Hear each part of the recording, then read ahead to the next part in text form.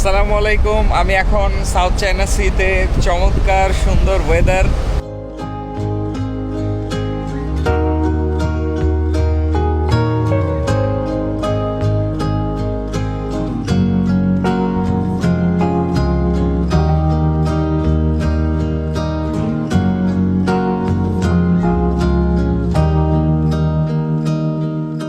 আমরা অ্যাভারেজে 12 nautical mile গতিতে সামনের দিকে যাচ্ছি।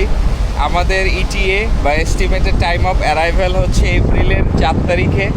এপ্রিলের 4 তারিখ বিকালবেলা আমরা ইনশাল্লাহ চীনে পৌঁছে যাব, যদি সব কিছু ঠিকঠাক থাকে। হিসাব করে দেখলাম শুধুমাত্র রমজান মাসের মধ্যে আমরা 7,408 কিলোমিটার বা 4,000 নটিক্যাল মাইল সমুদ্রপথ পাড়ি দিয়ে ফেলছি। জাহাজের এইখানে এসে দাঁড়াতে আমার বেশ ভালো লাগে। এই জায়গা থেকে সমুদ্রটা একেবারে কাছে থেকে দেখা যায়।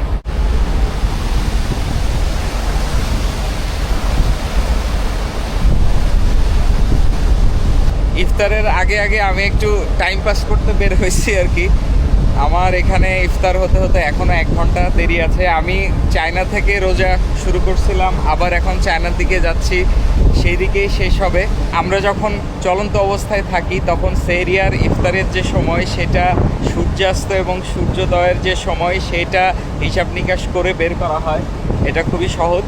চলন্ত অবস্থায় থাকলে স্বাভাবিকভাবেই সেহরির টাইম একরকম হয়, আবার দেখা যাচ্ছে যে সেই অনুযায়ী ইফতারের যে টাইম সেটা ডিফারেন্ট হয়ে যায়। আমি যখন প্রথম রমজানে রোজা শুরু করি তখন আমার ইফতার টাইম ছিল 6টা 6 মিনিটে, সেটা সিঙ্গাপুরে যাওয়ার পরে হয়ে যায় 7টা 12 মিনিট। এখন আবার আমরা সিঙ্গাপুর থেকে চায়নার দিকে ব্যাক করতেছি, সো সময়টা খুব দ্রুত কমতেছে। এই ভিডিওটার অর্ধেক আমি করছিলাম গতকালকে ওয়েদার ছিল একদম পরিষ্কার, খুব সুন্দর। আর আজকে অলরেডি বেশ খানিকটা রাফ। সাউথ চায়না সি আস্তে আস্তে রাফ হচ্ছে, সামনের দিকে আরও একটু খারাপ হওয়ার সম্ভাবনা আছে, তবে গতবারের মতো না। এবার গেল ওয়ার্নিং নাই, বাট স্ট্রং উইন্ডের ওয়ার্নিং আছে ইস্ট চায়না সিতে, তাইওয়ান স্ট্রেটে, ইয়োলো সিতে। সো দেখা যাক কী হয়। ইনশাল্লাহ খুব বেশি না, নর্মাল এখন যেমন হচ্ছে হয়তো এইরকমই থাকবে।